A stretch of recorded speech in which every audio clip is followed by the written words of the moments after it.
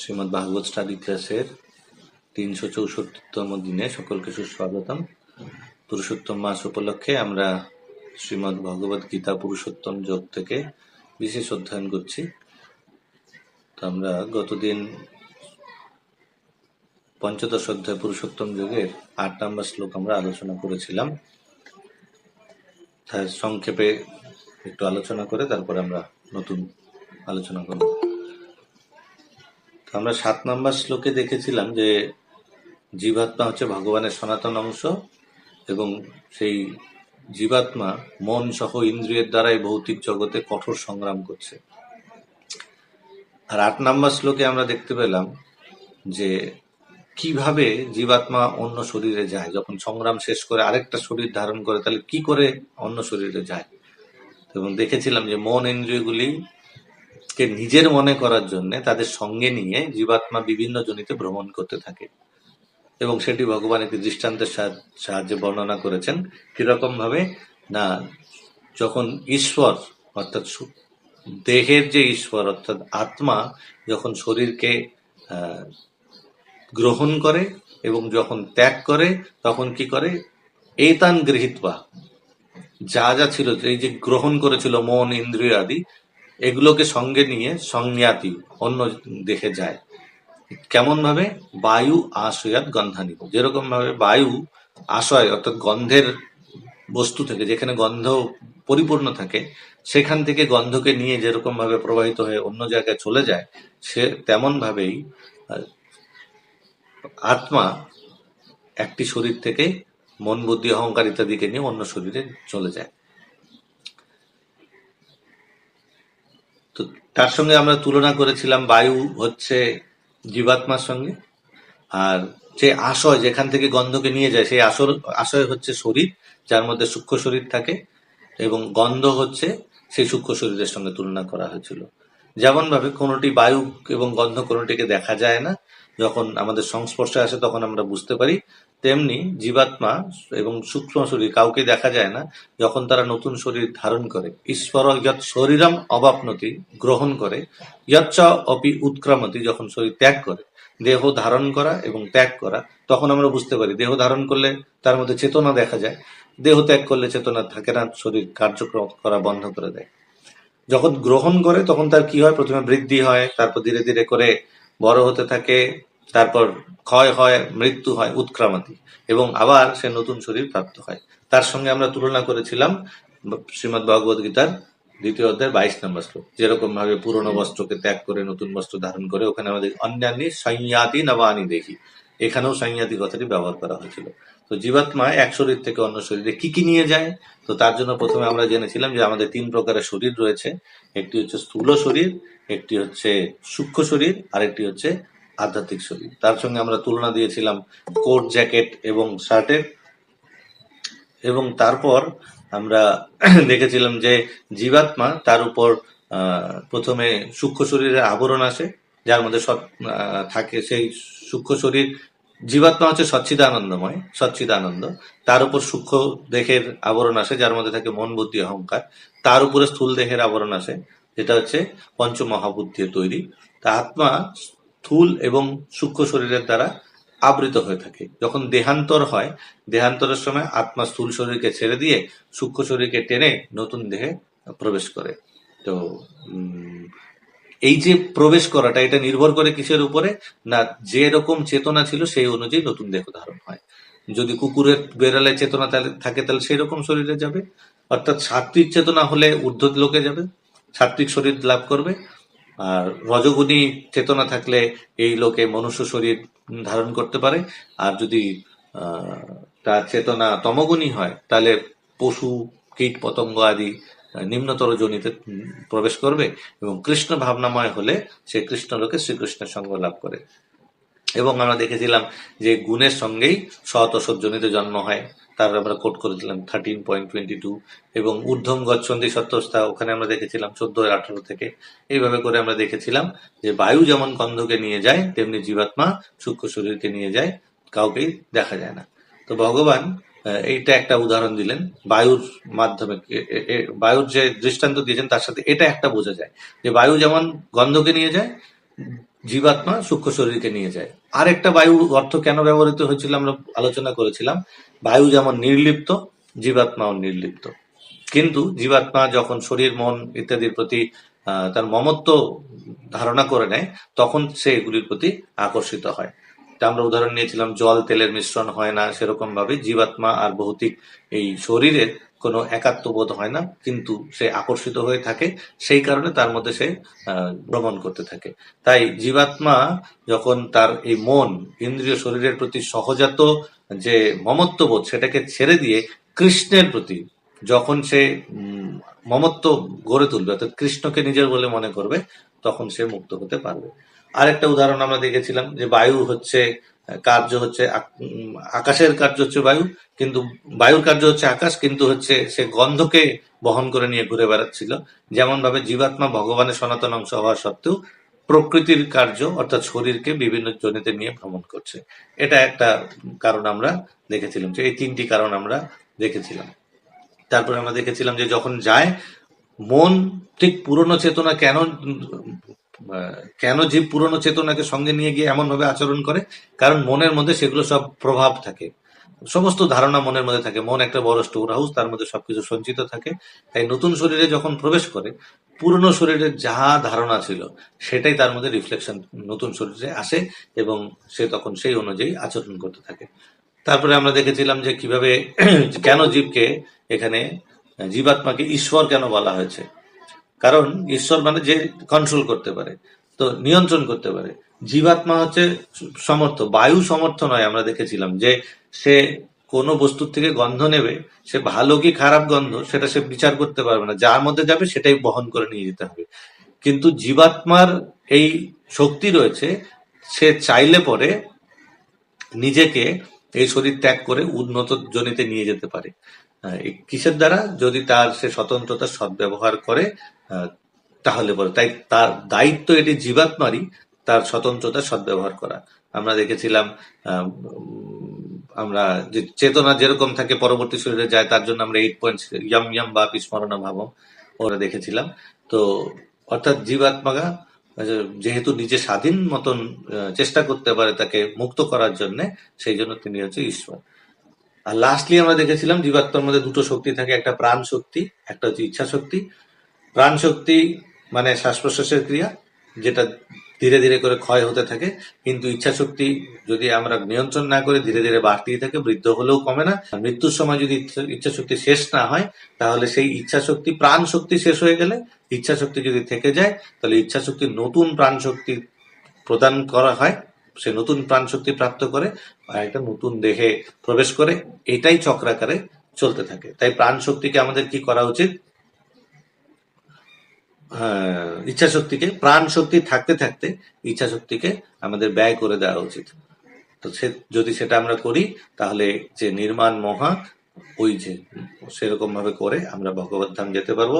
আর তা না হলে আমরা দেখেছিলাম যে আশা এমন একটা আশ্চর্যবৎ একটা বন্ধন, কোনো কিছুর দ্বারা বন্ধন থাকলে সে এক জায়গায় থাকে, কিন্তু আশা ঠিক তার বিপরীত কাজ করে। আশার দ্বারা যদি কেউ বন্ধিত হয়ে থাকে, তাহলে সে চারিদিকে পাগলের মতন ছুটতে থাকবে। আর যদি আশা থেকে মুক্ত হয়ে যায়, তাহলে সে পঙ্গুর মতন এক জায়গায় স্থির হয়ে যাবে। তাই আমাদের আশা থেকে মুক্ত হতে হবে। তো এইভাবে করে আমরা গতদিন 8 নম্বর শ্লোক আমরা দেখেছিলাম। আজকে আমরা 9 নম্বর শ্লোক থেকে আমরা শুরু করব। তার আগে আমরা শ্লোকগুলো একবার উচ্চারণ করি, যে কটি শ্লোক হয়েছে, এবং তারপরে আমরা নতুন শ্লোকে প্রবেশ করব।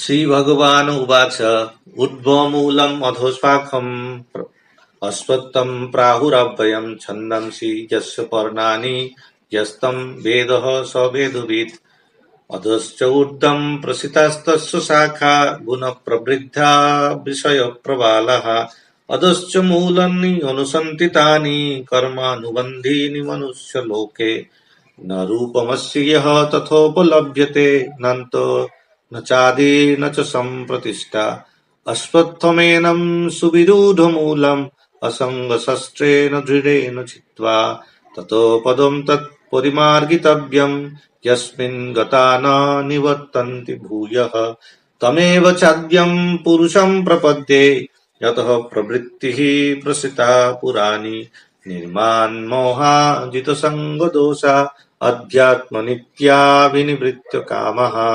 द्वन्द्वैर्विमुक्तः सुख दुःख संगेर गच्छन्ति अमूढा पदमव्ययं यत् न तद्भासयते सूर्यो न शशाङ्क न पावकः यद्गत्वा न निवर्तन्ते तद्धाम परमं मम ममैवांश जीवलोके जीवभूत सनातनः मनः षष्ठानि इन्द्रियाणि प्रकृतिस्थानि कर्षति शरीरं यद्वाप्नोति यच्चापि उत्क्रमितीश्वरः गृहीत्वैतानि संयाति বায়ুর্গন্ধা নিবাসায়াত। এবারে 9 নম্বর শ্লোক থেকে আমরা শুরু করব আজকে।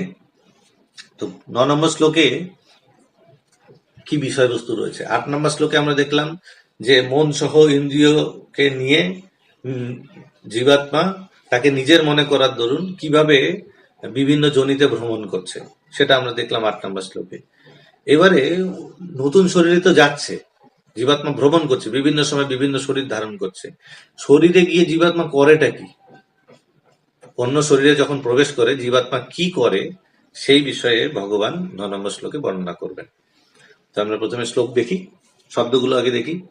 শ্রোত্রম শ্রোত্রম চক্ষুঃ স্পর্শনম স্পর্শনম চ চ রসনম রসনম ঘ্রাণম ঘ্রাণম এব এব চ চ ঘ্রাণমেব চ ঘ্রাণমেব চ অধিষ্ঠায় অধিষ্ঠায় মনঃ মনঃ চ চ অয়ম, একসাথে হয়ে যাবে, মনশ্চায়ম মনশ্চায়ম বিষয়ান বিষয়ান উপসেবতে উপসেবতে, একসাথে হয়ে যাবে, বিষয়ান উপসেবতে বিষয়ান উপসেবতে।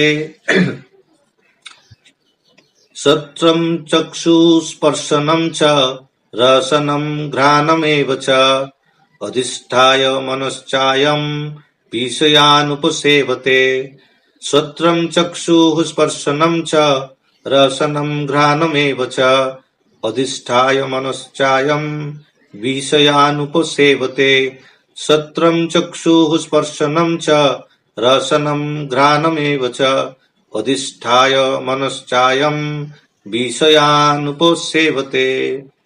অনুবাদ: এই জীব চক্ষু, কর্ণ, ত্বক, জিহ্বা, নাসিকা ও মনকে আশ্রয় করে ইন্দ্রিয়ের বিষয়সমূহকে উপভোগ করে। তো আমরা এবার অন্বয় বিচ্ছেদ করে বোঝার চেষ্টা করি।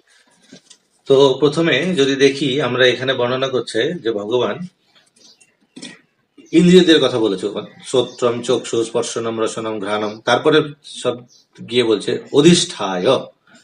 অধিষ্ঠায় মানে হচ্ছে আশ্রয় করে।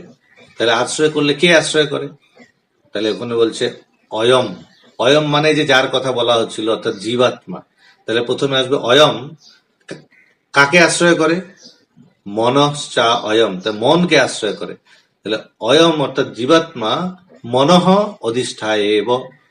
তাহলে অন্বয় বিচ্ছেদ করতে গিয়ে প্রথমে আসবে অয়ম মনঃ অধিষ্ঠায় এব, অর্থাৎ জীবাত্মা মনকে আশ্রয় করে। অয়ম মনঃ অধিষ্ঠায় এব। এবার মনকে আশ্রয় করে সে কি করে? এবারে তারপরে মনকে আশ্রয় করে, মনের উপর নির্ভর করে সে আরো বাকিগুলো, প্রথম 1 নম্বর। তাহলে প্রথমে আমরা লিখবো অয়ম মনঃ অধিষ্ঠায় এব, এটা। এবার তার সাথে কানেক্ট করব যে মনের দ্বারা সে কি কি করছে। প্রথমে মনের উপর আশ্রয় করছে, এবার মনকে আশ্রয় করে সে আর কি কি করছে। তার প্রথম হচ্ছে শ্রোত্রম, 1 নম্বর শ্রোত্রম, 2 নম্বর চক্ষুঃ চ, 3 নম্বর স্পর্শনম চ, 4 নম্বর রসনম চ, 5 নম্বর ঘ্রাণম। এই মনের দ্বারাই আবার এই 5টাকে আশ্রয় করছে। কি কি? শ্রোত্রম চক্ষুঃ স্পর্শনম রসনম ঘ্রাণম। এটা কি কি বিষয় না? শ্রোত্রম মানে হচ্ছে আমাদের কর্ণেন্দ্রিয়, চক্ষু মানে বুঝতেই পারছি আমরা হচ্ছে চোখ, স্পর্শনম মানে হচ্ছে আমাদের স্পর্শেন্দ্রিয়, অর্থাৎ হচ্ছে আমাদের ত্বক, রসনম মানে হচ্ছে আমরা যার থেকে রসনা অর্থাৎ তৃপ্তি করি, স্বাদ আস্বাদন করি অর্থাৎ জিহ্বা, এবং ঘ্রাণম মানে হচ্ছে আমাদের যার যার দ্বারা আমরা ঘ্রাণ গ্রহণ করি অর্থাৎ নাসিকা। এই পাঁচটি ইন্দ্রিয়কে বোঝাচ্ছে। তাহলে জীবাত্মা মনকে আশ্রয় করে এবং মনের আশ্রয় করে সে আবার এই ইন্দ্রিয়, পাঁচটা ইন্দ্রিয়ের উপর আশ্রয় করে। কি করে সে? না, এই পাঁচটা ইন্দ্রিয়ের দ্বারা বিষয়ান উপসেবতে, বিষয়কে ভোগ করে। এই হচ্ছে অর্থ। তো এবারে আমরা তার ডিটেলে গিয়ে বোঝার চেষ্টা করি। বিষয়ান তাহলে বোঝা গেল, প্রথম হচ্ছে আমরা অন্বয় বিচ্ছেদ করলাম হচ্ছে অয়ম মনঃ অধিষ্ঠায় এবং জীবাত্মা মনকে আশ্রয় করে।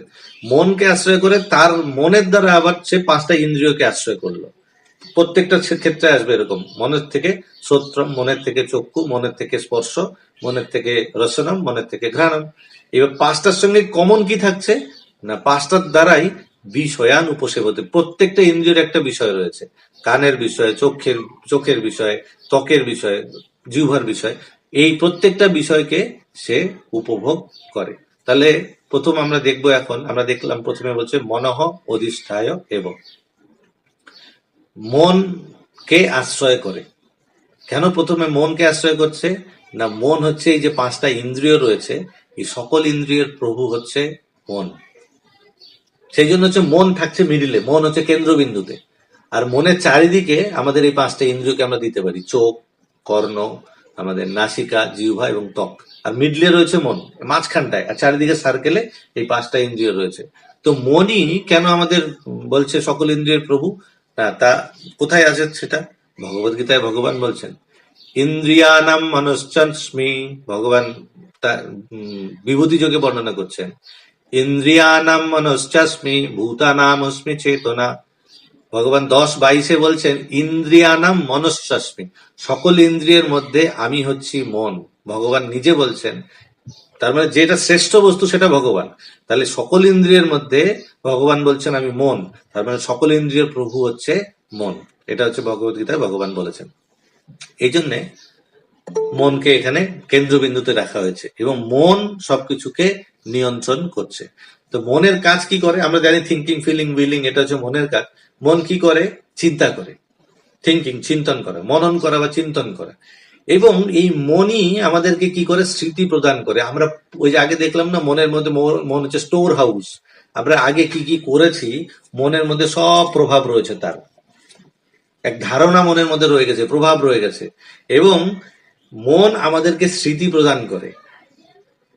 পূর্বজন্মে আমরা কি কি করেছি বা আমাদের কি আশা আকাঙ্ক্ষা ছিল, মনের মধ্যে ইমপ্রেশন থেকে যায়।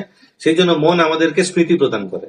এবং মনের আশ্রয় নিয়ে জীবাত্মা ওই ইন্দ্রিয়গুলির সাহায্যে ভোগ করার চেষ্টা করে। কারণ মনের মধ্যে তো ভোগ বাসনা ছিল, চোখের ইচ্ছা হয়েছে কি সুন্দর বিষয়বস্তু দেখবে।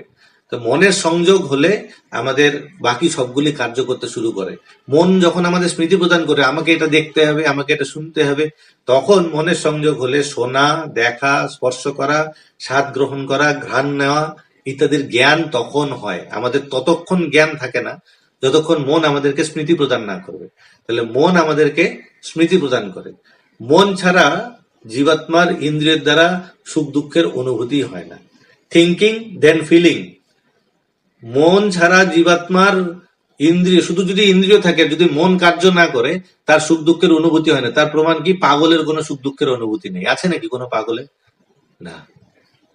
আবার যখন কোনো ব্যক্তি খুব দুঃখে পড়ে যায় তখন কি করে? না, সে এমন কিছু গ্রহণ করে যাতে সব ভুলে যায়। কেন ভুলে যায়? মানে মনটাকে সে ঘুম পাড়িয়ে দিতে চাইছে। তার মানে মন জেগে থাকলেই তার দুঃখ হচ্ছে, সেই জন্য নেশা করে সে মনকে ঘুম পাড়ায়। এমন ডোজ নিল, ব্যাস 3 দিন ঘুমিয়ে থাকলো, আবার উঠবে, আবার দুঃখ হবে। তার মানে দুঃখ যখন মন জেগে থাকছে তখন দুঃখ। মনের যদি উপস্থিতি না থাকে তাহলে আমাদের দুঃখ সুখ কোনো কিছুর অনুভূতি হবে না। কারণ মন আমাদের স্মৃতি প্রদান করে, সেই জন্য সুখ দুঃখের অনুভূতি হয়। তাই এখানে মনকে আশ্রয় করার কথা ভগবান বলেছেন। সুখ দুঃখ যা কিছু আমাদের মনে অনুভূতি হয়। এই জন্য আমরা এর আগে দেখে এসছি কি ভগবান 15 সাথে কি বলেছে? মন ষষ্ঠান ইন্দ্রিয়ানি প্রকৃতি স্থানী কর্ষতি। মনের উপর আশ্রয় করে পাঁচটা ইন্দ্রিয়ের দ্বারা এই প্রকৃতি রূপী স্থানে আকর্ষিত হয়ে এসে সে সুখ দুঃখ ভোগ করছে, কঠোর সংগ্রাম করছে। তার মানে মন আর ইন্দ্রিয়গুলিকে যদি আমরা আগের দিন আলোচনা করছিলাম, সেই ইন্দ্রিয়গুলি হচ্ছে এক একটি ঘোড়ার মতন, আর তার একটা ডেস্টিনেশন রয়েছে, সে সেই ডেস্টিনেশনের দিকে ছুটছে। যেমন চোখ চাইছে সুন্দর বস্তুর দিকে যেতে, জিহ্বা চাইছে সুস্বাদু আহারের দিকে যেতে, অর্থাৎ পাঁচটি যে ইন্দ্রিয়ের বিষয় রয়েছে, শব্দ, স্পর্শ, রূপ, রস, গন্ধ, তার দিকে মনগুলি ছুটছে। সেটাই প্রহ্লাদ মহারাজ কি বলছিলেন, যে যে বহু পত্নীওয়ালা একজন পতি, তার যেরকম প্রত্যেক পত্নী তাকে যখন আকর্ষণ করে, তখন তার কি অবস্থা হয়, সে কোন পত্নীর দিকে যাবে, তার কত করুণ অবস্থা থাকে। এই জীবাত্মার অবস্থাটা হচ্ছে এরকম, তার পাঁচটি ইন্দ্রিয় হচ্ছে সেই বহু পত্নীর মতন, যেগুলি বিভিন্ন দিকের প্রতি আকর্ষিত হয়ে ছুটে বেড়াচ্ছে। আর মন হচ্ছে ওইখানে সেই সমস্ত কিছু, যে ঘোড়ার মধ্যে যে রশিগুলো বাঁধা রয়েছে, দড়িটা, সেই দড়িটা কেন্দ্রবিন্দু কোথায়, মন। সবগুলো দড়ি একত্রিত করে এক জায়গায় যে হয়, সেটা হচ্ছে মন। আর প্রবাসী হচ্ছে জীবাত্মা, বাইরে থেকে সবকিছু সে দেখতে পাচ্ছে এটা। তো আমরা এটাকে ভালো করে বোঝার জন্য একটা প্রথমে মূল বিষয়, আমরা বিষয়ের কথা আমরা বললাম। তো কোন বিষয় কার, সেই বিষয়গুলো যদি আমরা একবার মনে রাখার চেষ্টা করি, তাহলে পরে সব থেকে সুবিধা হয়। তো প্রথমে যদি আমরা দেখি, আমরা একটা চার্ট তৈরি করতে পারি, যে আমাদের প্রথম হচ্ছে পঞ্চমহাভূতিক শরীর। তাহলে পঞ্চমহাভূত কি কি, আমরা প্রথমে এটা মেনশন করতে পারি। পঞ্চমহাভূত আমরা দেখি সিরিয়ালি: আকাশ, বায়ু, অগ্নি, জল, ভূমি। এই পাঁচটা পরপর যদি আমরা লিখি: আকাশ, বায়ু, অগ্নি, জল এবং পৃথিবী বা ভূমি। এই হচ্ছে পাঁচটা বিষয়, পঞ্চমহাভূত রয়েছে। পঞ্চমহাভূতের পরে কি আসে? পঞ্চ তন্মাত্র। তাহলে আকাশের সঙ্গে কি থাকবে? তন্মাত্র। আকাশের তন্মাত্র হচ্ছে শব্দ, বায়ুর হচ্ছে স্পর্শ, অগ্নির হচ্ছে রূপ, জলের হচ্ছে রস এবং ভূমির হচ্ছে গন্ধ। এগুলো প্রত্যেকটারই বিষয় আমরা শ্রীমদ ভাগবতমের দ্বিতীয় স্কন্ধে আমরা পাই। কিছু কিছু বিষয় যেমন আমাদের ভগবত গীতাতেও ভগবান বর্ণনা করেন। যেমন গন্ধের বিষয়ে কালকে আমরা গন্ধ, বায়ু, গন্ধ, ইবা, আশয়াত, তো ওখানে আমরা দেখছিলাম কি, বায়ু, গন্ধ, আশয়াত। তো গন্ধ যদিও হচ্ছে ভূমির বিষয়, কারণ ভগবান বলছে পূর্ণ গন্ধ পৃথিবীয়াংশ, 7.9-এ ভগবান বর্ণনা করছেন যে পৃথিবীর হচ্ছে শুদ্ধ গন্ধ, সেটা হচ্ছে আমি। তার মানে আমরা দেখি পৃথিবীতে গন্ধ কোথায়? পৃথিবীর মাটিতে তো কোনো গন্ধ আমরা পাই না, কিন্তু মাটি হচ্ছে সমস্ত গন্ধের কেন্দ্রবিন্দু। মাটিতে গন্ধ রয়েছে বলেই বিভিন্ন সময় বিভিন্ন ফুল প্রস্ফুটিত হয়, এবং মাটি থেকে তারা বিভিন্ন গন্ধ সংগ্রহ করে নিয়ে আসে, আলাদা আলাদা গন্ধ। মাটির মধ্যে সমস্ত গন্ধ রয়েছে। এবং যখন আমরা দেখি, এখন শহরে তো সব হয় ঢালাই করা, না হলে বিটুমিন করা রাস্তা। গ্রামে যদি যাওয়া যায়, ওখানে দেখা যায় মাটির রাস্তা। বৃন্দাবনে দেখা যায়, মায়াপুরে বা নবদ্বীপে কিছু কিছু স্থানে দেখা যায় মাটি একদম। আর যখন সেই মাটির উপরে যখন প্রথম বৃষ্টিটা হয়, তো মাটির একটা সুন্দর গন্ধ আছে, সোদা গন্ধ বলে, এত সুন্দর একটা গন্ধ আছে। এর থেকে বোঝা যায় ভূমি হচ্ছে গন্ধের বিষয়। তো সেই জন্য এগুলো হচ্ছে প্রত্যেকটা আলাদা আলাদা বিষয় আমরা বললাম। আরেকবার বলে দিচ্ছি: আকাশ হচ্ছে শব্দ, বায়ু হচ্ছে স্পর্শ, অগ্নি হচ্ছে রূপ, জল হচ্ছে রস এবং ভূমি হচ্ছে গন্ধ। তাহলে পঞ্চমহাভূত পেলাম, পঞ্চ তন্মাত্র পেয়ে গেলাম। তারপরে কি আসে? আমাদের পাঁচটা ইন্দ্রিয় আসে। এবারে দেখতে হবে যে কোন তন্মাত্র, অর্থাৎ কোন বিষয়গুলি কোন ইন্দ্রিয়ের সঙ্গে যুক্ত। শব্দের জন্য হচ্ছে কর্ণ, স্পর্শের জন্য হচ্ছে ত্বক, রূপের জন্য হচ্ছে চোখ, রসের জন্য হচ্ছে জিহ্বা এবং গন্ধের জন্য হচ্ছে নাক। ক্লিয়ার? শব্দের জন্য হচ্ছে কর্ণ, স্পর্শের জন্য ত্বক, রূপের জন্য চোখ, রসের জন্য জিহ্বা এবং গন্ধের জন্য নাক। এটাকে আমাদের ভালো করে মনে রাখতে হবে। পঞ্চমহাভূত, পঞ্চতন্মাত্র, পঞ্চ জ্ঞানেন্দ্রিয় আমরা পেয়ে গেলাম। এই পঞ্চমহাভূতের দ্বারা হচ্ছে সৃষ্টিতত্ত্ব এবং শরীর দুটোই নির্মিত হয়। কিভাবে না, দেখুন আমাদের শরীরের মধ্যেও এই পঞ্চমহাভূত রয়েছে। ভূমি, এই শরীরটা ভূমি কেন্দ্রিক। অন্ন খেয়ে প্রাণীগণ জীবন ধারণ করে, আমরা ভগবদ্গীতার 3য় অধ্যায়ে পড়ে এসেছি। যজ্ঞাৎ ভবন্তি ভূতানি, ওখান থেকে আমরা পেয়েছি। যজ্ঞ হওয়ার ফলে বৃষ্টি হয়, বৃষ্টি হওয়ার ফলে শস্য উৎপন্ন হয়, যজ্ঞচক্র আমরা পড়ে এসেছিলাম। তো ওই ভূমির থেকে অন্ন উৎপন্ন হয় এবং অন্ন খেয়েই প্রাণীগণ জীবন ধারণ করে। তো সেই জন্যে আমরা ভূমিকেন্দ্রিক আমাদের শরীর। এবং আমাদের শরীরের মধ্যে জল রয়েছে মানে ব্লাড রয়েছে এখানে প্রচুর পরিমাণে, বলা হয় 3 ভাগই রক্ত রয়েছে শরীরে, আমরা দেখতে পাচ্ছি। তারপরে শরীরের মধ্যে অগ্নি রয়েছে, অগ্নি যার জন্য আমাদের শরীর গরম হয়ে যায়, জ্বর আসে, প্রজ্জার মৃত্যুর সময় জ্বর আসে। আবার আমরা যে প্রতিদিন খাচ্ছি, আমাদের পেটের মধ্যে অগ্নি রয়েছে। এই অধ্যায়ে আমরা পাবো ভগবান বলবে অহম বৈশ্বানর ভূত্বা, আমি প্রাণীদের পেটের মধ্যে বৈশ্বানর রূপে থাকি আর সমস্ত খাদ্যকে আমি কি পরিপাক করি, ভগবান বর্ণনা করবেন এই অধ্যায়ে। তো অগ্নি আমাদের মধ্যে রয়েছে শরীরে, না হলে আমরা একটা কিছু কুকিং করতে গেলে আমরা কত ঘন্টা হাই প্রেসার কুকারের দিয়ে সিটি দিয়ে আমরা তারপরে সেদ্ধ করি, তাও পুরোপুরি হয় না, পেটের ভেতরে গিয়ে সব বস্তু আলাদা হয়ে যাচ্ছে। কে আলাদা করছে? সায়েন্সটা কোথায়? সায়েন্সটা হচ্ছে ভগবান। ভগবান যে বিজ্ঞান দিয়েছেন তার দ্বারা হচ্ছে। যদি ওই ভগবান একটুখানি সুইচ অফ করে দেয়, মাঝে মাঝে স্টিমটা একটু কমিয়ে দেয়, তখন দেখবেন অজীর্ণ হচ্ছে, গ্যাস হচ্ছে, অম্বল হচ্ছে, ইনডাইজেশন হয়ে যাচ্ছে, ডায়রিয়া হয়ে যাচ্ছে। ভগবান খালি একটু সুইচটা কমিয়ে দিলেই পারে। সবকিছু ভগবানের কন্ট্রোলে। আর আমরা ভাই ভগবান কি দিয়েছে আমাদের, ভগবান কি দেয়নি সেটা আগে বিচার করতে হবে আমাদের। তাহলে অগ্নি এবং বায়ু, শ্বাস প্রশ্বাস আমরা গ্রহণ করছি, না হলে পরে তো হতোই না, যদিও দেখা যায় না, কিন্তু শ্বাস প্রশ্বাস আমরা নিচ্ছি। আর আকাশ, আমাদের খোলা স্থান রয়েছে বলে শ্বাস গ্রহণ করার পর এটা আবার বাইরে বেরিয়ে আসতে পারে, স্টোর হয়, বেরিয়ে আসে। তো এই 5টা তত্ত্ব দিয়ে যেমন শরীর নির্মিত হয়, এই প্রকৃতিও এই 5টা তত্ত্ব দিয়ে তৈরি। আমরা এখানে ভূমি দেখতে পাই, জল, অগ্নি, বায়ু, আকাশ সব রয়েছে। তো এই হচ্ছে সৃষ্টিতত্ত্ব এবং শরীর এই পঞ্চ মহাভূতের দ্বারা তৈরি হয়। এবং জীবাত্মার কার্য করার জন্য কি দরকার, সেই জন্য এই প্রকৃতির উপর কাজ করার জন্য ইন্দ্রিয়ের প্রয়োজনীয়তা রয়েছে। বিনা ইন্দ্রিয় জীবাত্মার যে হৃদয়, যে মনের মধ্যে যে সূক্ষ্ম বাসনা আসবে, সেগুলো ফুলফিল কি করে হবে? তো সেই জন্য তার ইন্দ্রিয়ের প্রয়োজন হয়। জীবাত্মার কার্য করার জন্য ইন্দ্রিয়ের আবশ্যকতা রয়েছে। কিন্তু জীবাত্মা কার্য করা ব্যতীত ইন্দ্রিয়ের দ্বারা বিষয়বস্তু ভোগ করতে চায়। কাজ করা বাদ দিয়ে সে কি করতে চায়? সেগুলোকে ভোগ করতে চায়। সেই জন্য আমরা কি দেখলাম এখানে এই শ্লোকে কি বলছে? মনশ্চা অয়ম, মনর পরে অয়ম বিষয়ান উপসেবতে, অয়ম বিষয়ান উপসেবতে, অর্থাৎ জীবাত্মা বিষয়কে ভোগ করতে চায়। কাজ করার জন্য ইন্দ্রিয়ের প্রয়োজন রয়েছে, আবশ্যকতা রয়েছে, কিন্তু কাজ করেই শুধু জীবাত্মা শান্ত থাকে না। অর্থাৎ বডিলি নেসেসিটির জন্য ইন্দ্রিয়ের প্রয়োজন রয়েছে। শুধু নেসেসিটির জন্য যদি ফুলফিল করছে তাহলে আলাদা ব্যাপার ছিল, কিন্তু জীবাত্মা ওখানে শান্ত হয়ে থাকে না। ঝামেলাটা শুরু হয় তারপরে। কোথার থেকে? না, যেই সময় জীবাত্মা কি করতে চায়? ইন্দ্রিয়গুলির দ্বারা বিষয়কে ভোগ করতে চায়। এই জন্য এই শ্লোকে ভগবান বলছেন যে জীবাত্মা এই নতুন শরীরে গিয়ে করেটা কি না, সে তার প্রথম কাজ হয় সে অয়ম বিষয়ান উপসেবতে, সে বিষয়কে ভোগ করতে চেষ্টা করে। কিভাবে? না, চোখ হচ্ছে, চোখের কাজ কি? দেখা। আর চোখের সঙ্গে আমরা রিলেটেড কি পেলাম? চোখের হচ্ছে রূপ। নাকের কাজ কি?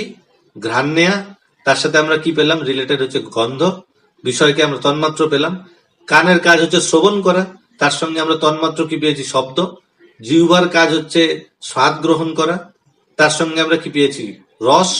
ত্বকের কাজ হচ্ছে স্পর্শ, স্পর্শের সঙ্গে এটা স্পর্শই রয়েছে। তাহলে এই যে এই 5টা ইন্দ্রিয়, সেই 5টা ইন্দ্রিয় ভোগ করার জন্য সেই পঞ্চ তন্মাত্র বিষয়কে সে ভোগ করতে চায়। যে চোখ চায় কিভাবে, আমরা এবার দেখার চেষ্টা করি প্রত্যেকটা বিষয়কে। যেমন অয়ম কথাটা যদি কমন রাখি, অয়ম মানে জীবাত্মা, শ্রোত্রম মানে হচ্ছে এক একটা ইন্দ্রিয়ের সাথে কি করে? অধিষ্ঠায় বিষয়ান উপসেবতে, অধিষ্ঠায় বিষয়ান উপসেবতে, আশ্রয় করে ভোগ করার চেষ্টা করে। কি? জীবাত্মা শ্রোত্রম অধিষ্ঠায় বিষয়ান উপসেবতে, যদি আমরা ধরে নেই এটাকে, তার মানে কি বোঝাচ্ছে?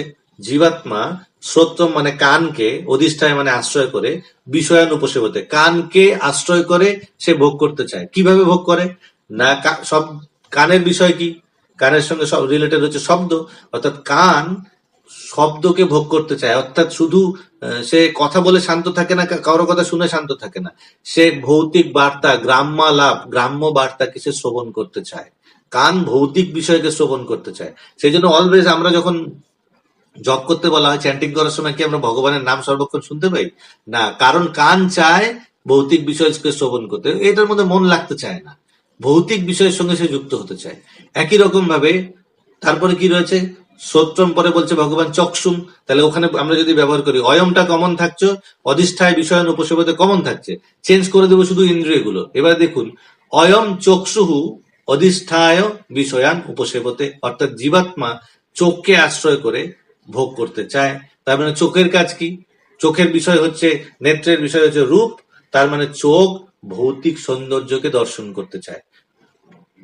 পুরী জগন্নাথকে দেখতে না, সমুদ্র দেখতে গিয়ে, সমুদ্র তাও মহাপ্রভু বলছেন এটি আজ থেকে মহাতীর্থ, ওই ভাবনা নিয়ে না, সমুদ্রের বিচে দাঁড়িয়ে একটু ডাব হাতে নিয়ে স্ট্র দিয়ে একটু ডাব খাবো, আর তারপরে ওখান থেকে আসার সময় ওই সামনে দোকান আছে, ওখান থেকে একটু গরম গরম মাছ ভাজা খাবো, আর কিছু প্যাকিং করে গিয়ে হোটেলে গিয়ে বসে বসে রঙিন জলের সাথে মাছ ভাজা খাবো।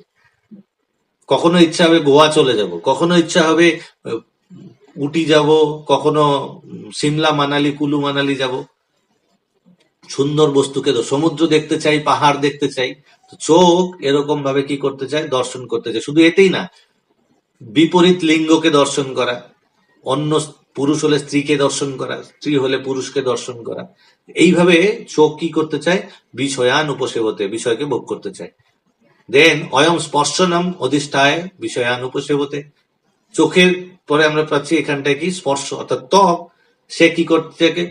অয়ম মানে জীবাত্মা স্পর্শ, ত্বককে আশ্রয় করে বিষয়কে ভোগ করতে চায়। ত্বকের বিষয় কি?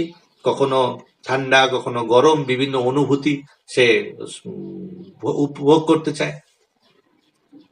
তো একই রকম ভাবে অয়ম রসনা অধিষ্ঠায় বিষয় উপসেবতে যদি করি আমরা, রসনা মানে কি? রসনা মানে হচ্ছে রস, টেস্ট, জিহ্বা। রসনা হচ্ছে জিহ্বা, জিহ্বা কি করতে চায়? জিহ্বার বিষয় হচ্ছে স্বাদ, সে স্বাদ আস্বাদন করতে চায়। এই জন্য আমরা ছুটে যাই বারবার পিৎজা, পাস্তা, ফুচকা, তারপর আরো যা যা আছে, চটপটি, বিভিন্ন রকমের স্পাইসি ফুড, জাঙ্ক ফুড।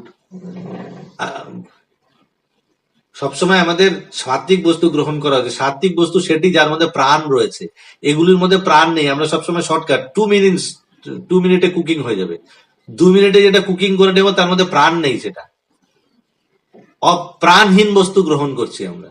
প্রাণযুক্ত বস্তুকে গ্রহণ করতে হবে, একদম ফ্রেশ সবজি, ফল ইত্যাদি দিয়ে তৈরি বস্তু, আমাদেরকে দুধ, ভগবান এগুলো গ্রহণ করতে বলেছেন, সাত্বিক বস্তু। তার পরিবর্তে আমরা কি করি? অয়ম রসনম অধিষ্ঠায় বিষয়ান উপসেবতে, জিহ্বা সুস্বাদু বস্তুকে গ্রহণ করতে চায়। অয়ম ঘ্রাণম অধিষ্ঠায় বিষয়ান উপসেবতে, প্রত্যেকটার সঙ্গে ইন্দ্রিয়ের সঙ্গে কম্বিনেশন করলে পরে ঘ্রাণম মানে হচ্ছে নাক, নাকের বিষয় হচ্ছে গন্ধ, নাক শুধু সুন্দর সুন্দর গন্ধকে উপভোগ করতে চায়। এখন এত পারফিউমের দোকান, একটা পারফিউম কিনতে গেলে 8,000 10,000 টাকা দাম লাগে। অবাক করা ব্যাপার, আমি তো অবাক হয়ে যাই। আমার সঙ্গে আমার কিছুদিন আগে যখন আমি কাজে গেছিলাম যেখানে, ভুটানে, আমার একজন কলিগ ছিল যার সাথে আমি অফিস শেয়ার করতাম, জিএম। উনি একটা খুব সুন্দর গন্ধটা ভালো লাগতো, সুন্দর। তারপরে একদিন উনি বলছিল, একটু পর পর দেখি যখনই কোথাও বাইরে বেরোবে দেখি ব্যাগের মধ্যে রাখাই থাকে পারফিউমটা, বার করে একটু স্প্রে করে যাচ্ছে। পরে কথায় কথায় আমাকে বলছে এটার দাম 12,000 টাকা। আমরা হরি বল, 12,000 টাকার পারফিউম ইউজ করছে। তো এই হচ্ছে কেন না, এটা বিষয়কে ভোগ করতে চাওয়া। জীবাত্মা মনের অথবা যে কোনো ইন্দ্রিয়ের আশ্রয় গ্রহণ করে সে কি করতে চায়? সেই ইন্দ্রিয়ের বিষয়কে উপভোগ করতে চায়। এটা হচ্ছে ইন্দ্রিয়ের বিষয়। তাছাড়া তো আরো রয়েছে। আর শুধু মন কি শুধু বিষয়, ইন্দ্রিয়ের বিষয়কে উপভোগ করতে চায়? সেটা তো রয়েছে, বা বাকিগুলো ভগবান এখানে দেননি, আমরা আরো করি। যেমন আমাদের মান চাই, প্রতিষ্ঠা চাই, সম্মান, যশ ইত্যাদি ইত্যাদি, এগুলো তো মন ভোগ করতে চায়। আর যেই জন্যে সবাই সবাইকে কি করতে চায়? দাবিয়ে রাখতে চায়। ব্যান কালচার, প্রতিবাদ করা যাবে না সব জায়গায়। আমরা কি ভাবি এই ব্যান কালচার বা মুখ খোলা যাবে না, এটা শুধু ভৌতিক জগতে রয়েছে? না, আমাদের যত আধ্যাত্মিক সংস্থা আছে সব জায়গায় গিয়ে খুঁজে বেড়ান। এক সংস্থা বলবে ওই সংস্থা ঠিক নেই, এই সংস্থা ও ঠিক নেই, ও সম্প্রদায়ের বাইরে, ও এই সম্প্রদায়। আবার একই সম্প্রদায়ের মধ্যে হলে পরে বলবে ও হচ্ছে এই গৌরীয় মঠ, আমি ইসকন, তার মধ্যে আলাদা। ইসকনে চলে আসুন, ও ওই গুরুদেবের শিষ্য, এই গুরুদেবের শিষ্য। একই গুরুদেবের শিষ্য, ডিপার্টমেন্ট আলাদা করে দেবে, ও ওই ডিপার্টমেন্টের, এই ডিপার্টমেন্টের। সব জায়গায় রয়েছে। কার বাক স্বাধীনতা রয়েছে? এখানে কেউ বলতে গেলে বাক স্বাধীনতা আছে? আজকে আমি যদি কিছু বলতে চাই, কালকে আমাকে ব্যান করে দেবে। প্রমাণ দেখুন, যারা বলে এরকম পাবলিকলি তাদের ব্যান করে দেওয়া হচ্ছে। তাহলে এখানে কি ফ্যাসিজম নেই? এখানে আছে ফ্যাসিবাদ। এখানে সিন্ডিকেট নেই? এটাই সিন্ডিকেট। তারাই শুধু বলতে পারবে, তার বাইরের লোক কেউ বলতে পারবে না। তাহলে এটা সিন্ডিকেট হলো না? ব্যান করে দেওয়া হচ্ছে, তাহলে কি এটা? সব জায়গায় রয়েছে। এটা কিসের জন্য? এই যে মনের জন্য। এটা মন চায় এগুলো এনজয় করতে। তো যাই হোক, এটা বিষয় না, যদি আমি জাস্ট টাচ করার জন্য, যে আমরা ভেবে নিতে পারি না যে আমরা আধ্যাত্মিক জগতে এসেছি বলে আমাদের সবকিছু একদম সুন্দরভাবে একদম ফ্রেশ ধুয়ে পরিষ্কার করে এনে দিয়েছে।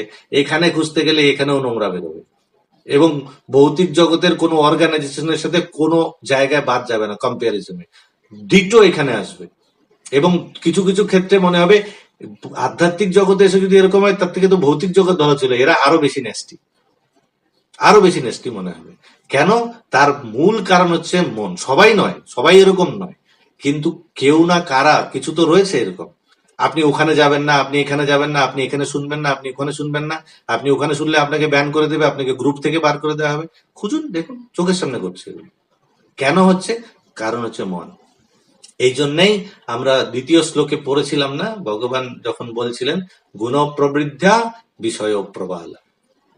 বিষয় প্রবালা আমরা কি দেখেছিলাম? এখানে আমরা পাচ্ছি বিষয়ান উপসেবতে, আর ওখানে আমরা পেয়েছিলাম বিষয়া প্রবালা। তো অর্থাৎ বিষয়কে সে ভোগ করতে চায়। বিষয় উপসেবতে মানে যেরকম ভাবে বিষয় প্রবালা নতুন অঙ্কুরিত পাতার মতন। তো বিষয় চিন্তা করার ফলে সে বারবার জন্ম মৃত্যু চক্রে যায়। তো সেই জন্যে আমাদের এগুলোর থেকে আমরা যা মনে করছি যে আমরা ভোগ করছি, বাস্তবিক আমরা ভোগ করছি না। বস্তুগুলি আমাদেরকে ভোগ করছে উল্টো।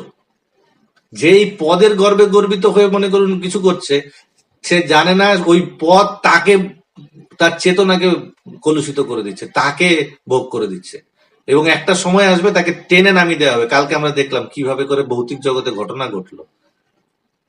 যে একসময় বেতাজ বাদশা ছিল, তার কালকে কি পরিণতি হয়েছে। শুধু ভৌতিক জগতে নয়, আধ্যাত্মিক জগতেও এরকম হবে। যে বা যারা এরকম করে তাদেরও পরিণতি একদিন না একদিন এরকম হবে। কেউ ছাড় যাবে না এর থেকে।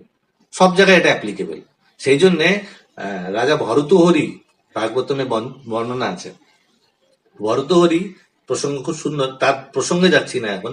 ভরতুহরি একটি গীত লিখেছিলেন যাকে বলা হয় বৈরাগ্য শতক।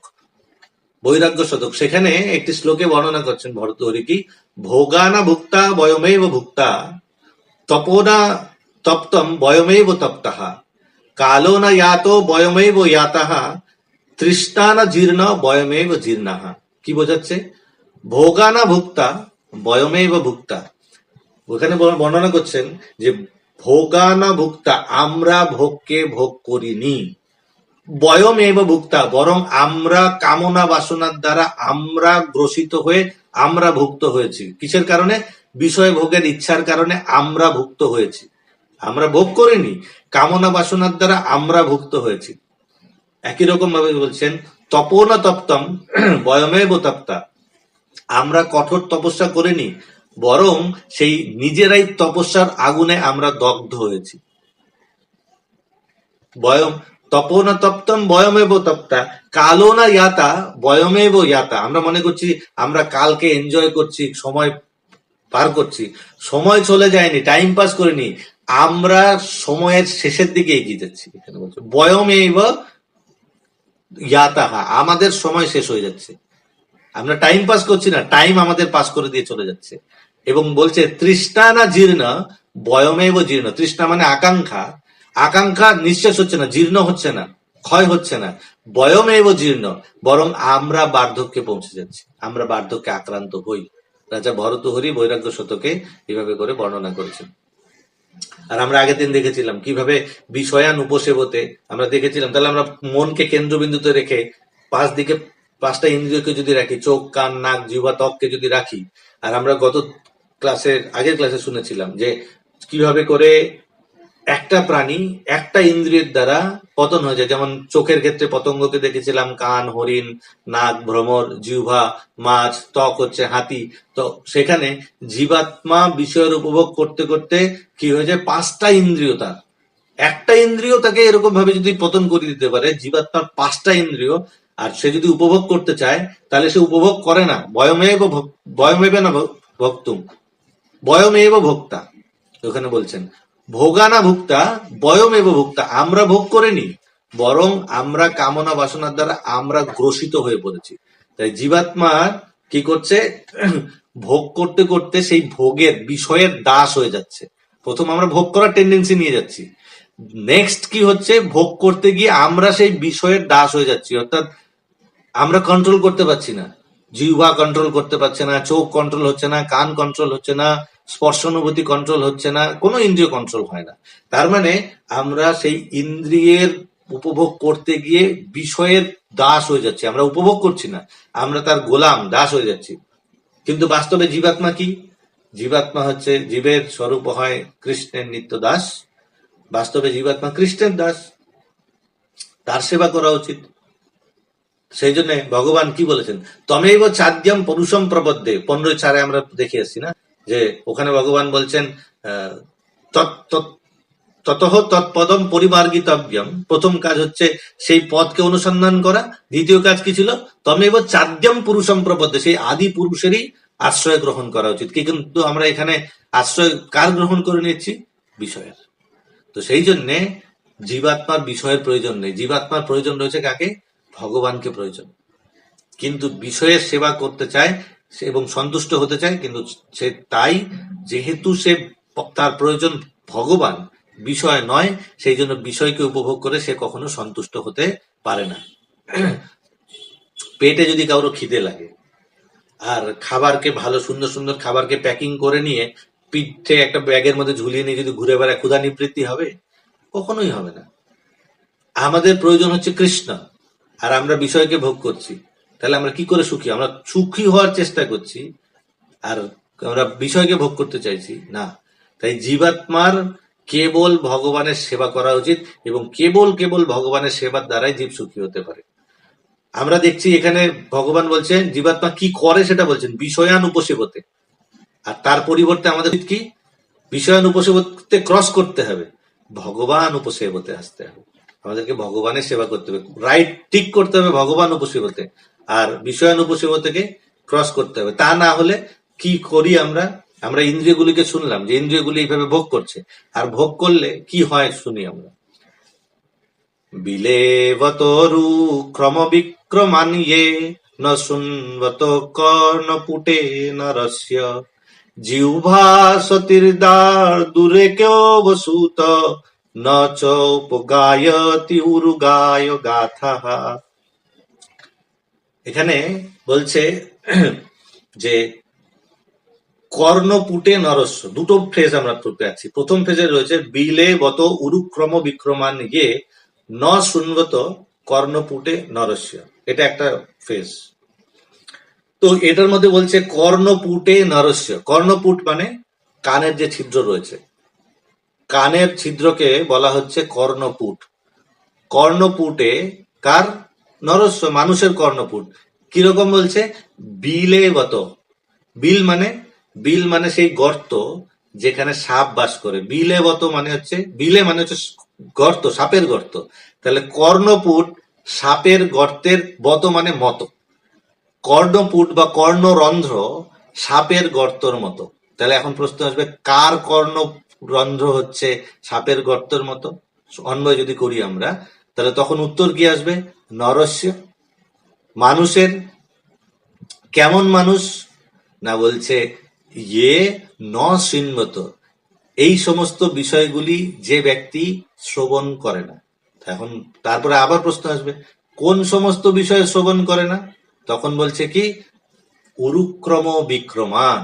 উরুক্রম মানে হচ্ছে ভগবান কৃষ্ণ, তার বিক্রম, তার শৌর্য, তার অদ্ভুত কার্যকলাপের কথা যে ব্যক্তি শ্রবণ করে না, তার কানের ছিদ্রগুলি কিসের মতন? সাপের গর্তের মতন।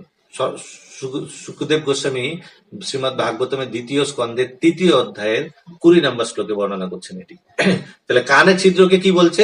যে ব্যক্তি কান দিয়ে ভৌতিক, কান চাইছে বিষয়কে উপভোগ করতে, তাহলে ভৌতিক কথাকে শুনছি, উরুক্রম বিক্রমকে যদি না শুনি, ন শৃণ্বত উরুক্রম বিক্রম গে ন শৃণ্বত, যে ব্যক্তি ন শৃণ্বত উরুক্রম বিক্রমান শ্রবণ করে না, কার?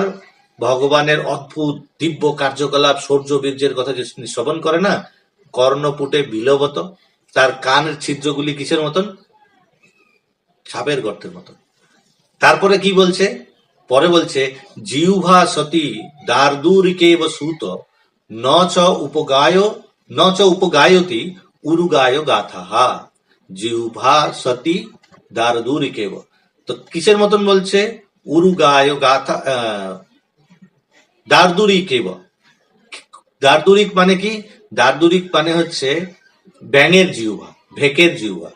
তো কার ব্যাঙের জিহ্বা? কার না, যার জিহ্বা, জিহ্বা অসতী, যা অসতী তার অসতী জিহ্বা ব্যাঙের জিহ্বার মতন। তাহলে ফেসটা আসবে জিহ্বা অসতী দার্দুরিকব। অসতী জিহ্বা হচ্ছে ব্যাঙের জিহ্বার মতন। তাহলে প্রশ্ন আসবে কার অসতী জিহ্বা? তাহলে তখন উত্তর আসবে নর ন চ উপগায়তি, যে ব্যক্তি কীর্তন করে না। ন চ উপগায়তি, তাহলে প্রথম আসলো হচ্ছে জিহ্বা ব্যাঙের জিহ্বার মতন। কার জিহ্বা? যে ব্যক্তি শ্রবণ করে না, কীর্তন করে না। তো কি এখন প্রশ্ন আসবে কি শ্রবণ, কি কীর্তন করে না? তখন আসছে কি উরুগায় গাথাহা, অর্থাৎ ভগবানের গুণমহিমা যে কীর্তন করে না তার জিহ্বা কিসের মতন? ব্যাঙের জিহ্বার মতন। তা বিচার করুন কত সুন্দর কথা ভাগবতম আমাদের বর্ণনা করছে। আমরা শুধু আমাদের জিহ্বাকে ভৌতিক বিষয়ে নিযুক্ত করছি, কিন্তু বলা হচ্ছে কান কৃষ্ণ কথাতে শুনতে হবে। কান দিয়ে কৃষ্ণ কথা না শুনলে সেই কান হচ্ছে কিসের? সাপের গর্তের মতন। আর জিহ্বা দিয়ে হরি নাম উচ্চারণ না করলে, হরি মহিমা উচ্চারণ না করলে সেই জিহ্বা হচ্ছে ব্যাঙের জিহ্বার মতন। আর আমরা হরিনাম উচ্চারণ করতে আমাদের কষ্ট হয়, আমরা অল্প একটু করে আহা আর 16 মালা কতক্ষণ, 2 ঘন্টা লাগে। আমার তো প্রভু 2 ঘন্টায় হয় না, কি করে আপনাদের 2 ঘন্টায়? আমার তো 2.5 ঘন্টা লেগে যায়, আর সহ্য হয় না। 2.5 ঘন্টা, তাড়াতাড়ি যদি একটু হতো। কেউ বলছে আমার তো 1 ঘন্টা 40 মিনিটে। আপনার 1 ঘন্টা 40 মিনিট হয়েছে প্রভু, কি করে হয়? আমার তো হচ্ছেই না, এতক্ষণ বেশি সময় লাগছে। আরে আপনি ভাবুন 2 ঘন্টা 40 মিনিট যদি আপনার 2 ঘন্টা 20 মিনিট লাগে, 2 ঘন্টা 20 মিনিট আপনি কৃষ্ণের সঙ্গে বসে রয়েছেন। কৃষ্ণ নাম আর কৃষ্ণ মানে সেম বলা হয়। যখন কেউ জব করে তখন সে কৃষ্ণের তার সঙ্গে থাকে। তার মানে আপনি ফরচুনেট, আপনি বেশি ভাগ্যবান, কৃষ্ণ আপনার সঙ্গে 2 ঘন্টা 20 মিনিট সময় দিচ্ছে, অন্যদের 1.5 ঘন্টা সময় দিচ্ছে। আপনি আর যখন আপনি তার সঙ্গে থাকবেন, কারো বিখ্যাত ব্যক্তির সঙ্গে যখন থাকবেন, আপনার কি ইচ্ছা হবে? লিস্ট করে নিয়ে যাবো, এগুলো এগুলো আমার দরকার আছে, এগুলো ওনাকে জানাতে হবে। তা আপনারও লিস্ট করা উচিত, জানানো উচিত। কি জানানো উচিত? যে আমার কানটা হচ্ছে ওই সাপের গর্তের মতন, আমার জিহ্বাটা ব্যাঙের জিহ্বার মতন। তারপরে পরে আবার আসবে যে আমার চোখ দুটো হচ্ছে কিসের মতন? না, আমার চোখগুলো হচ্ছে ময়ূরের পাখার পালকের মতন। আর আমার পা দুটো হচ্ছে অসত্য একটা বৃক্ষের মতন, স্তম্ভের মতন। তো এগুলোকে প্রভু ঠিক, আমি আপনার কাছে চাইছি আমার এগুলো যেন ঠিক হয়ে যায়, আমার মনটা যেন পরিষ্কার হয়ে যায়, আমি যেন আপনাকে ভালোবাসতে পারি, আমি আপনাকে যেন স্মরণ করতে পারি। তাই আমরা নাম 2 ঘন্টা করতে পারলে, 2.5 ঘন্টা করতে পারলে, তার মানে 2.5 ঘন্টা তার সাথে রয়েছে, তাকে এগুলো বলতে থাকুন, অ্যাপ্লিকেশন দিতে হবে। তো এই অ্যাপ্লিকেশন দিতে থাকুন, আমি চাই এরকম করুক, হয়ে যাক, এগুলো হোক, এগুলো হোক, আপনি চাইলে এটা হবে, করে দিন। তাহলে 2.5 ঘন্টা আপনি প্রতিদিন যদি ভেবে বলতে থাকেন, তাহলে তিনি শুনবেন না? অবশ্যই শুনবেন। আমি চাই ভালো ভক্ত হয়ে যেতে, আমি চাই ভালো সেবা করতে, আমি চাই আমার অনর্থগুলো দূর হয়ে যাক, আমি চাই যেন কাউকে ঈর্ষা না করি, দ্বেষ না করি। 2 ঘন্টা ওইভাবে বলতে থাকুন ব্যাকগ্রাউন্ডে, সামনে নাম চলছে, ব্যাকগ্রাউন্ডে এরকম ভাবে আমরা প্রার্থনা করতে পারি। তো আমরা দেখলাম যে যদি আমরা ইন্দ্রিয়গুলিকে কাজে না লাগাই, আর তারপরে শুনি আমরা বর্ঘাইতে নার নাম লিঙ্গানি বিস্তর্ণ নিরীক্ষত ইয়ে পাদৌ নিরান্ত দ্রুম জন্ম ভাজ ক্ষেত্রানি নানু ব্রজত হরের ইয়ৌ। 2-3-22 ওখানে কি বলছে? বর্ষাইতে নয়নে নরানাম। বর্ষাইতে, বর্ষাইতে মানে হচ্ছে ময়ূরের পুচ্ছের মধ্যে কিছু একটা চোখের মতন রেখাঙ্কিত থাকে, অর্থাৎ ময়ূরের পালকের চোখ। কার? বর্ষাইতে নয়নে, নয়ন আমার চোখ হচ্ছে ময়ূরের পালকের চোখের মতন, সেই মানুষের চোখ। কোন মানুষের? প্রশ্ন আসবে কোন মানুষের চোখ ওরকম? ইয়ে ন নিরীক্ষত, যার চোখ এই সমস্ত দর্শন করে না।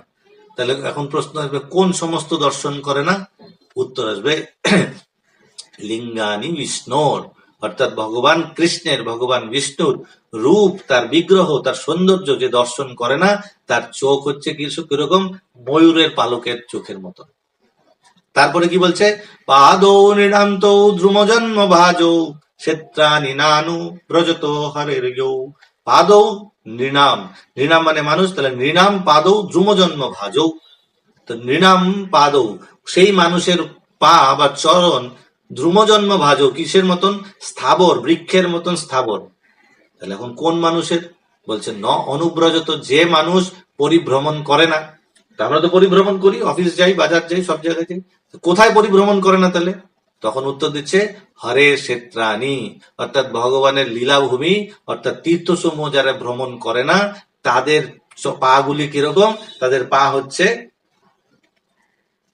বৃক্ষের মতন, স্তম্ভের বৃক্ষের মতন স্থাবর তাদের পা। তার মানে প্রত্যেকটা ইন্দ্রিয়কে আমাদের এখানে উল্টো আমরা যা করছি, ভোগ না করে তাকে সেবায় নিযুক্ত করার কথা বলা হয়েছে। যেরকম ভাবে আমরা আগের দিন সম্রাট কুলশেখরের প্রার্থনাতে আমরা দেখেছিলাম যে তিনি কিভাবে চাইছেন ভগবানের কাছে যে আমি যেন এগুলোকে সেবায় নিযুক্ত করতে পারি। অম্বরীশ মহারাজ তার প্রকৃষ্ট উদাহরণ ভাগবতমে 9.4.18 থেকে 20 পর্যন্ত যে বর্ণনা, যেখানে ব্যবহারিক প্রয়োগ অম্বরীশ মহারাজ কিভাবে তিনি সেবায় নিযুক্ত করেছিলেন। তাই আমাদের এখানে যে ভগবান বলছেন যে জীব এটা করছে এবং তার জন্যেই সে জন্ম মৃত্যু চক্রে বারবার ঘুরছে। তাহলে অঙ্গ পেয়ে জীব কি করে, এগুলো কাজ করে। সে কি করে না, শ্রোত্রম চক্ষুম স্পর্শনম চ রসনম ঘ্রাণম এবচ। আমরা যেটা প্রথমে দেখলাম, আবার যদি আমরা প্রথমে ফিরে আসি, একদম ফার্স্ট আমরা দেখছিলাম যে অন্বয় বিচ্ছেদ করার সময়, যে সেখানে আমরা দেখলাম কি করে জীবাত্মা, অয়ম বিষয়ান উপসেবতে, সে বিষয়কে উপভোগ করে। কিভাবে না, প্রথমে দেখেছিলাম অয়ম মন অধিষ্ঠায়, এবং মনকে আশ্রয় করে তারপরে শ্রোত্রম চক্ষুম চ স্পর্শনম চ রসনম ঘ্রাণম এবচ, সবগুলো দিয়ে বিষয়ান উপসেবতে, সেই বিষয়গুলিকে, ইন্দ্রিয়ের বিষয়গুলিকে ভোগ করতে চায়। এটাই জীব করে। এবং তার দরুন আমাদের এই করুণ পরিস্থিতি। এবং ভাগবতম বর্ণনা করছে যদি আমরা এরকম করি তাহলে আমাদের কান হচ্ছে সাপের গর্তের মতন, আমাদের চোখ হচ্ছে ময়ূরের পালকের মতন, আমাদের জিহ্বা হচ্ছে ব্যাঙের জিহ্বার মতন, আমাদের পা হচ্ছে বৃক্ষের মতন স্থাবর। তাহলে তার মানে কি বোঝাতে চাইছে, যদি না করি তাহলে আমাদের সেটা করতে হবে। আর যদি আমরা এইভাবে করে ভগবানের সেবা করি, বিষয়ান উপসেবতে হলে পরে আমরা জড়জগতের মধ্যে ঘুরবো।